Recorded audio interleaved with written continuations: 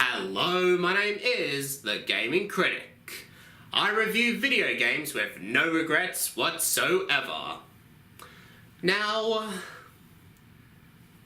what is the big deal when it comes to fast travel? For those who don't know what fast travel means, it's basically found in open world games when you teleport to one destination to another without walking. But throughout my video game journey, I've found out that a number amount of gamers hates the concept of fast travel. This caught my attention pretty quickly because I was curious about why people don't like it. Is it because it takes you away from the game and you're not experiencing what the game offers? Or is it because you want to use fast travel so you can finish the game as quickly as you can so you can move on to the next big thing in video games? So in this video, I'm gonna try my best and talk about fast travel as best as I can, why people like it and why people hate it. And towards the end of the video, we'll discuss if we should keep it or get rid of fast travel for good. And with that said, let's start the video. I think one of the reasons why people like fast travel so much is because, put simply, life's too short. You see, there's a saying in life, and that is you only live once. Cause let's be honest, we all have something busy in our lives, whenever it's going to work, finishing a school test, hanging out with your mates, or heading off to college. We all like to live our lives to the fullest. And most people out there can't afford the time to spend hours upon hours walking around the entire map just to finish the main quest that goes on for days, weeks, or perhaps months. And that brings us to fast travel. No more going from one place and walking across to the next place what could take hours. You can now warp from one place to another in seconds.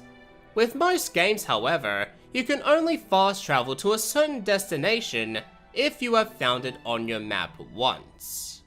I think most people use fast travel because there isn't much content when you're walking from A to B, like interacting with strangers or paying a toll to advance.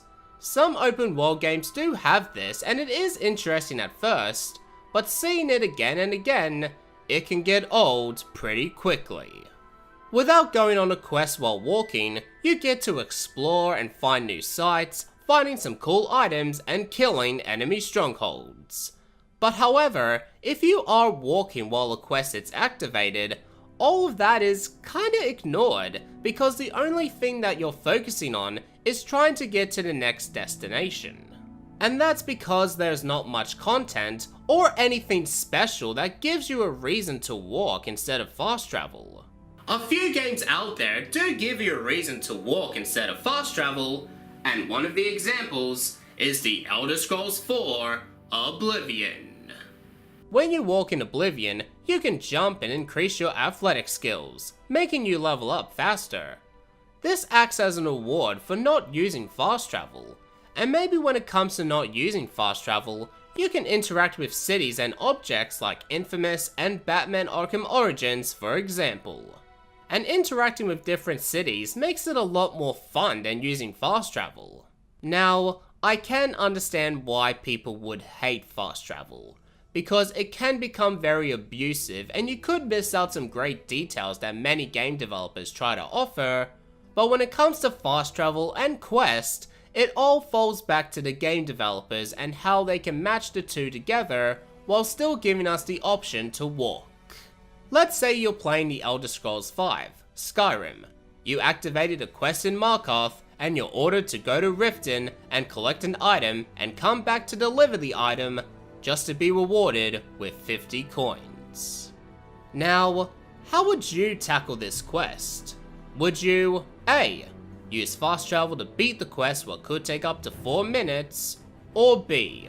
Walk all the way over to Riften and back to Markarth just to beat this quest what could take hours to be rewarded with 50 coins.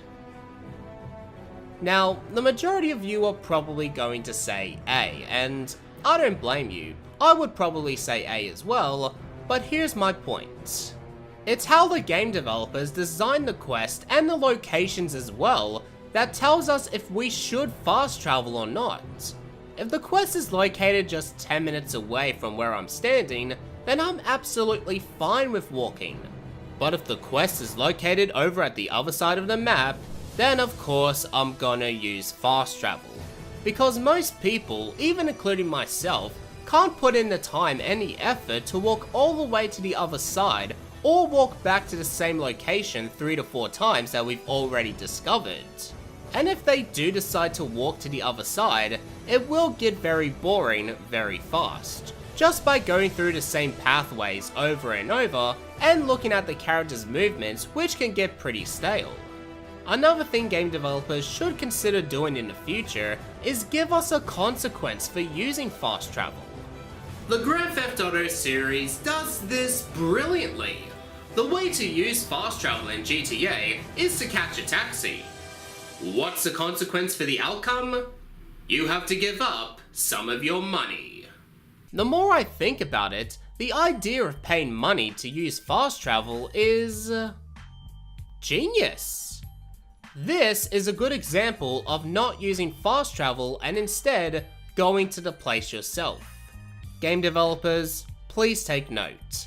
Give us a consequence for not every time we use fast travel, only if we use it frequently, like spawning a challenging enemy nearby or missing out some cool items.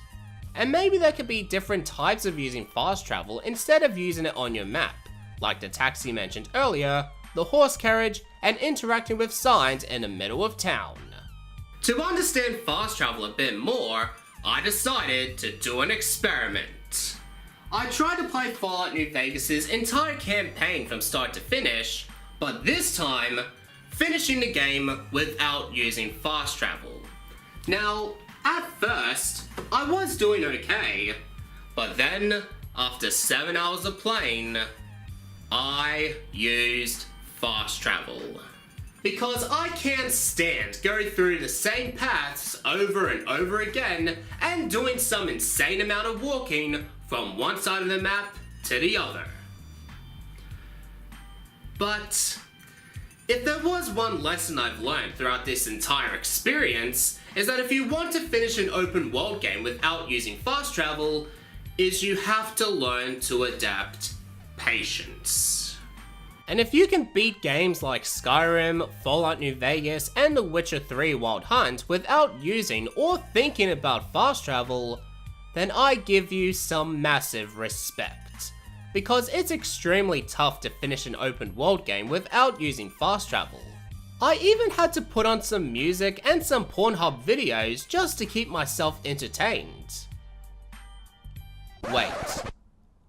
What the fuck did I just said?